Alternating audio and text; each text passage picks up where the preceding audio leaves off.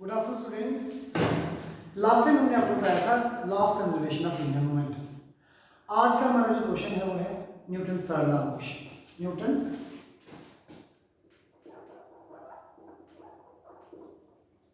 Third law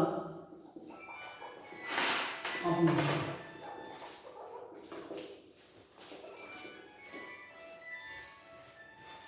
तो Newton third law of motion में क्या स्टेट करता है? ये कहता है to every action there is always equal and opposite reaction. जिसका states that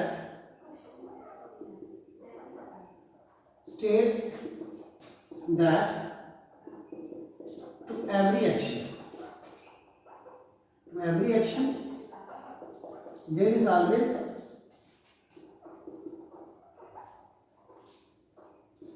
equal and opposite reaction। कहने का मतलब यह है जब भी एक्शन होगा उसका रिएक्शन होना ही होना है। कहने का मतलब जैसे आप लोगों को मैं याद रखना, जैसे फॉर एग्जांपल देता हूँ, ए swimmer throws water in backward direction. Swimmer क्या करता है? फॉर एग्जांपल कह सकते हो swimmer throws water in backward direction but water pushes A swimmer in upward direction. आप लोगों को पता है कि जो स्विमर होता है वो क्या करता है? वो पानी को बैकवर्ड साइड में क्या करता है? थ्रो करता है। जैसे ही ऐसे करता जाएगा, लेकिन उसके एक बैक में वहां पे क्या होगी? फोर्स इंप्लीमेंट होगी जो उसको पुश करेगी इन दी फॉरवर्ड डायरेक्शन। तो this is called your to every action there is equal and opposite direction. अगर स्विमर थ्रो कर रहा है, इस तरह वाटर को थ्रो कर रहा है, ये वाटर को थ्रो कर रहा है, और स्विमर क्या करेगा? आगे मूव कैसे करेगा? क्योंकि एक यहाँ पे देखिए एवरी एक्शन, ये क्या है? एक्शन भी इक्वल एंड ऑपोजिट क्या होगी? रिएक्शन होगी। एक बैकवर्ड फोर्स इंप्लीमेंट होगी जो स्विमर को आगे को लेके जाएगी। ठीक है, तो इसलिए हम इसे कहेंगे एक बेस्ट एग्जांपल है for Newton third law of motion. और याद रखना एक बात और, आपने एक बात और का ध्यान रखना है, वो क्या? एक्शन दोनों फोर्सेस एट ए टाइम किसी बॉडी पे नहीं इंप्लीमेंट होती हैं। एक्शन और रिएक्शन जो है एक बॉडी पे दोनों एट ए टाइम नहीं इंप्लीमेंट होती है, और अगर हो भी जाए तो उनका रिजल्टेंट ऑलवेज क्या होता है? जीरो होता है। अगर हो भी जाता है, अगर ऐसा हो भी जाता है तो एवरी मतलब कि एक बॉडी पे दो फोर्सेस इंप्लीमेंट हो जाती हैं, तो वहां पे याद रखना दोनों फोर्सेस का जो रिजल्टेंट होगा वो ऑलवेज क्या होगा? जीरो। एक्चुअली हम उन फोर्सेस को कांस्टेंट फोर्सेस का नाम भी देते हैं। चलो वो बाद में बताता हूँ आप लोगों को। तो अभी आप लोगों ने क्या सीखा?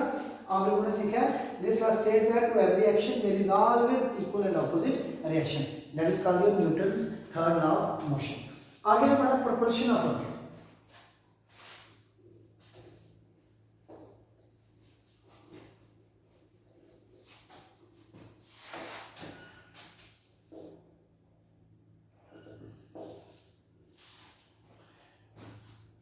तो देखिए प्रोपल्शन,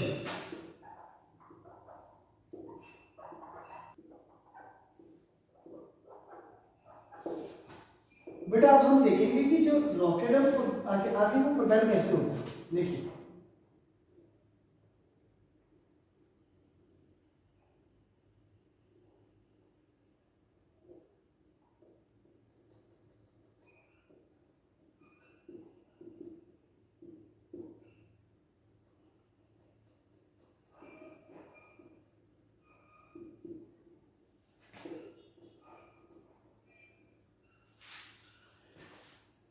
बेटा देखो जो आपका रॉकेट का प्रोपल्शन होता है ना, वो according to principle of conservation of linear momentum है। ये टोटली इसका जो प्रिंसिपल है, प्रोपल्शन ऑफ रॉकेट का जो प्रिंसिपल किसके ऊपर डिपेंड करता है? प्रोपल्शन ऑफ रॉकेट, जो propulsion of rocket is totally based upon the principal of conservation of linear momentum.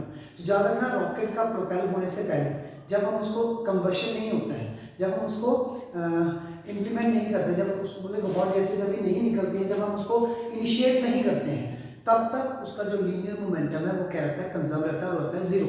ठीक है, मोमेंटम क्या रहता है? जीरो। लेकिन जैसे ही हम उसका कंबशन करते हैं, ठीक है, उसके अंदर जो मोमेंटम, उसके अंदर जो भी मटेरियल होता है उसका लीनियर मोमेंटम क्या होता है? ऑलवेज कांस्टेंट होता है। कहने का मतलब मोशन प्रोसेस बाय बॉडी वो जो रहता है ऑलवेज क्या रहता है? कांस्टेंट रहता है। क्या रहता है? सेम रहता है। मोशन जो कंटेन होगा उस बॉडी में। तो जैसे हम उसको प्रोपेल करते हैं तो होता क्या है? हॉट गैसेज जो होती हैं वो डाउनवर्ड डायरेक्शन में बाहर को आती है। ठीक है, डाउनवर्ड डायरेक्शन में, और ट्रेमेंडस वेलोसिटी होती है बहुत ज़्यादा वेलोसिटी होती है, बहुत ज़्यादा वेलोसिटी होती है जो उन गैसेस की जो कि बैकवर्ड डायरेक्शन में मूव करती हैं, ठीक है। Hot gases vertical downward, but the rocket will move vertically upward in a very high velocity, ठीक है। तो समझ आई आप लोगों को। तो याद रखना जब भी हम इसकी कंबशन करते हैं, सबसे पहले इसका कंसेप्ट क्या है, सबसे पहले आपका इसका कंसेप्ट ये याद रखना। ये तो एक तो बेस्ड है किस पे, principal of conservation of linear momentum पे। मोमेंटम इसका कंजर्व होता है, जीरो होता है before combustion of before the combustion of fuel. जो फ्यूल की कंबशन होती है उससे पहले जो क्या है, मोमेंटम क्या रहता है, जीरो रहता है, कांस्टेंट रहता है। मोशन ऑलवेज इसमें जो कंटेन होता है वो कांस्टेंट रहता है। तो हॉट गैसेस जो होती है वो वर्टिकली डाउनवर्ड निकलती हैं और जो रॉकेट है वो वर्टिकली अपवर्ड मूव करता है, ठीक है। तो this is the process of propulsion of rocket, इसे हम कहते हैं propulsion ऑफ रॉकेट, ठीक है। उसके बाद हम आपको बता रहे थे what mean by concurrent forces. Concurrent forces क्या होती है, तो बेटा देखिए कॉन्करेंट फोर्सेस, तो याद रखना these are those forces whose line of action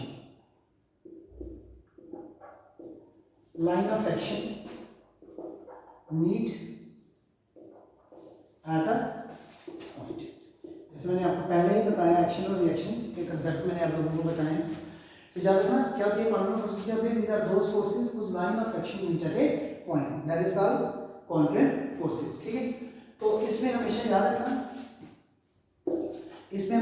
जैसे फॉर एग्जांपल हमारे पास एक फोर्स है F1, एक है F2, ठीक है।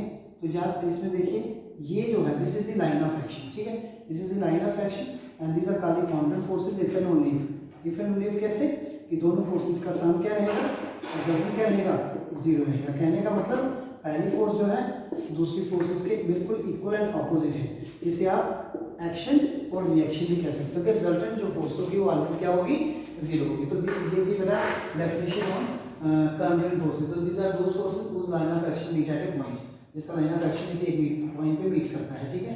सम क्या आ गया zero, F1 equal to minus of F2, मतलब कहने का मतलब action is equal to reaction, ठीक है। तो ये था हमारा आज का lecture on the basis of laws of motion. Thank you very much.